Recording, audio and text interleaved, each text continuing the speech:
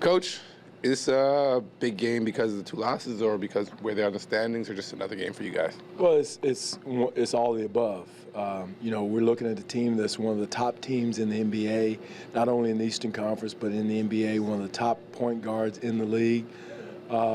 We've had two losses, which is not a reason to panic, but just the way we lost.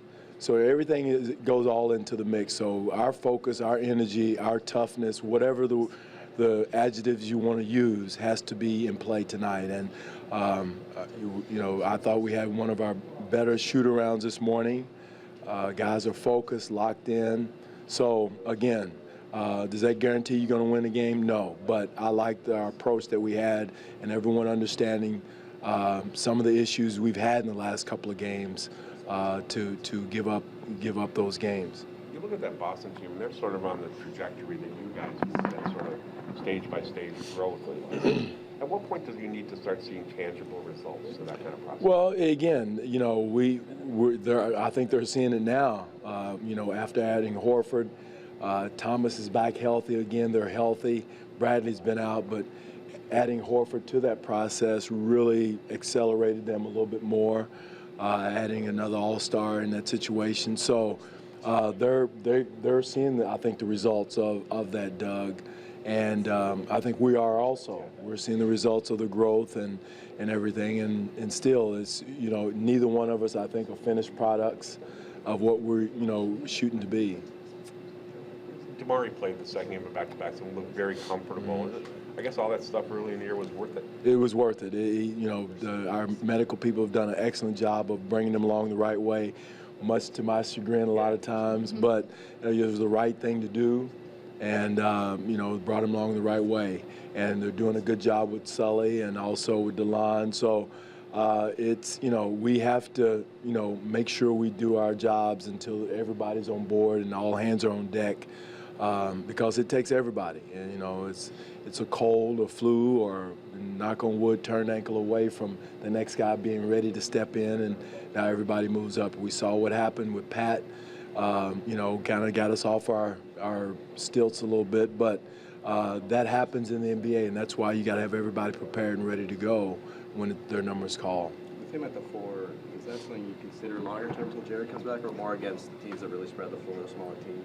Again, that position for us, Ryan, is going to be fluid. It could be a lot of different people, and it's what we feel like as a staff is the best matchup, gives us the best opportunity to take advantage of that position until Sully comes back. And, it could be Norm, it could be Pascal, it could be Pat, it could be DC at that position. So we're making it work at that position, and it's not an easy position because you saw the other night with Ryan Anderson, the other team playing small. It really puts you in a fix if that person is not ready to go out and defend a space floor and a three-point shooting format. You mentioned the other day that Pascal might have hit something of a rookie wall. Do you think having the 2 games off, having a little bit of a rest, fresh legs might help him get past that? It should. Any rest you can give any player right now, especially a rookie. If you look at it now, most rookies have played their college season and are close to it.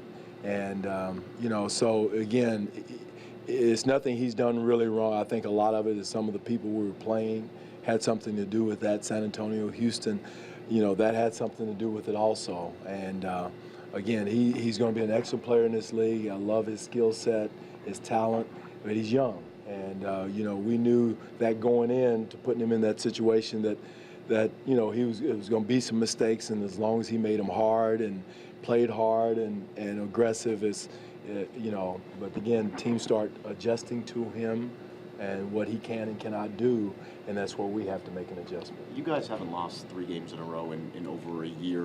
What's allowed you guys to have success sort of bouncing back and not allowing those slumps to fester into longer?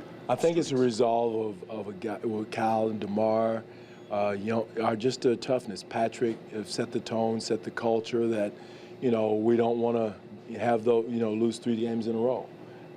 You got to have that culture. Does that happen? Does that guarantee it's going to happen? No. But that's our thought process. That's our belief system. Again, it's difficult to do because there's so many good teams in this league, but you've got to go in and say, hey, enough.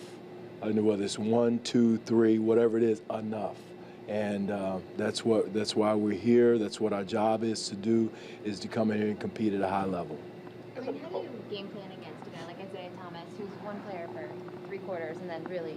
He's unbelievable in the fourth quarter. He's the best player in the league, in the NBA in the fourth quarter. And he's proven that. Their team is one of the highest scoring teams in the fourth quarter. We know that. Again, that going into the fourth quarter. So your high beams better be on when you go in the fourth quarter against Thomas, because he's an example of what this league should be about. Kid drafted, 60th? Backwards against the wall his whole career. Now look at him. He's one of the best players in the league. So, and a lot like Kyle Lowry is the same thing. So those two guys should be what our league should be about. It's not where you're drafted. It's where you are now. It's where you propel yourself to be.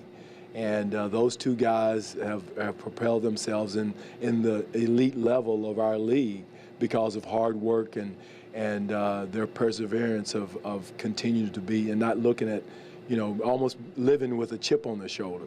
And that's what's made them who they are.